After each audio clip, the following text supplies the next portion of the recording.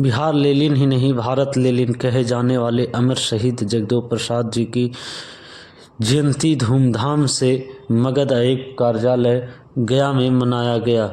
इस अवसर पर विधायक सतीश दास ने कहा कि जिन्होंने अपनी शहादत दी थी आम हुकूम के आवाज़ के लिए, उनकी आवाज़ को आज दबाने की कोशिश की जा रही है।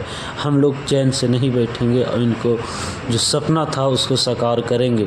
वहीं औरंगाबाद लोकसभा के संसदीय क्षेत्र के नेता अजय दांगी ने कहा कि इनका जो शहादत है उनको बेकार नहीं जाने देंगे और इनके अरमान जो थे, इन्होंने जो सपना देखा था, उन सपनों को दिल्ली तक पहुंचाने का काम करेंगे। इस अवसर पर राजद के प्रदेश महासचिव वीरेंद्र गोप, राजद गया के जिलाध्यक्ष निजाम भाई, प्रधान महासचिव सुभाष यादव सहित सैकड़ों कार्यकर्ता मौजूद थे और जोरदार नालों के साथ मगध आयुक्त कार्यालय में जयंती समारोह मनाया।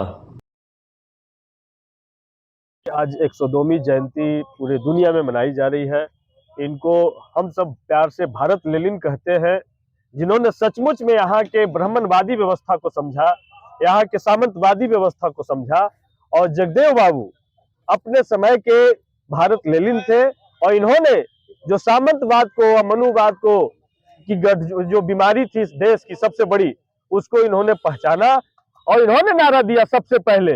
जो आज जातीय आधारित गणना हुआ है वो जगदेव बाबू का सपनों का गणना हुआ। जो देखिएगा कि उन्होंने कहा था कि 100 में 90 शोषित है, शोषितों ने ललकारा है, धन और धरती राजपाट में 90 भाग हमारा है। तो जो आज जो जातीय आधारित गणना हुआ है उसमें SC ST OBC माइनॉरिटी को मिलाइए तो उनकी संख्या 90% है। तो 90% वाले लोग हाशिए पर ढकेले जा रहे हैं। संविधान में इनकी ताकतें को कमजोर की जा रही है।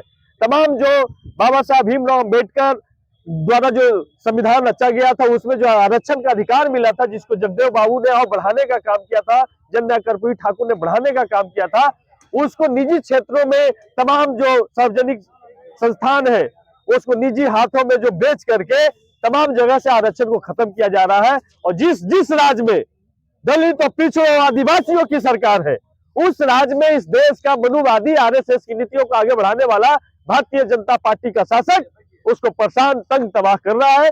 सबसे पहले बिहार के सरकार को अस्थिर किया, उसके बाद झारखंड के सरकार को अस्थिर किया, फिर ये वो चाहती है कि विपक्ष मुक्त भारत बनाए। उन्होंने नारा दिया कांग्रेस मुक्त का, लेकिन असल उद्देश्य है उनका विपक्ष मुक्त का।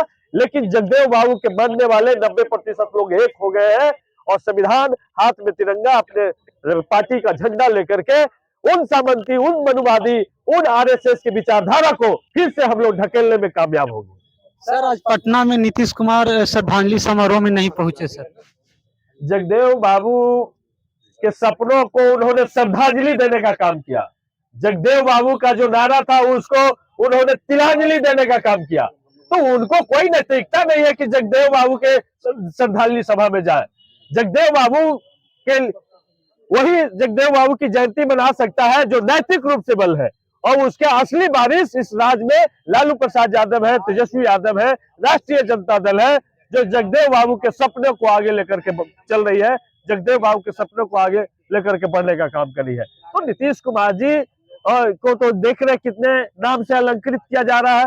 अब तो इतिहास में लोग अपने बाल बच्चा का नाम नीतीश कुमार रखना नहीं चाहेगा, क्योंकि जानता है कि नीतीश कुमार रखेंगे तो बार बार पलटी मारेगा। इसलिए अब अपना बाल बच्चों का नाम भी नीतीश कुमार नहीं रखना चाहेगा। और रही बात जगदेव बाबू का, तो जगदेव बाबू का सपनों को राष्ट्रीय जनता दल पूरी मजबूती के साथ में आगे बढ़ाने का काम कर रहा है। और जो 100 में 90 शोषित है, वो जो नारा है धन और धरती राजपाट में, वो हम लेकर रहेंगे और लालू यादव जी के नेतृत्व में, तेजस्वी यादव जी के नेतृत्व में लेकर रहेंगे।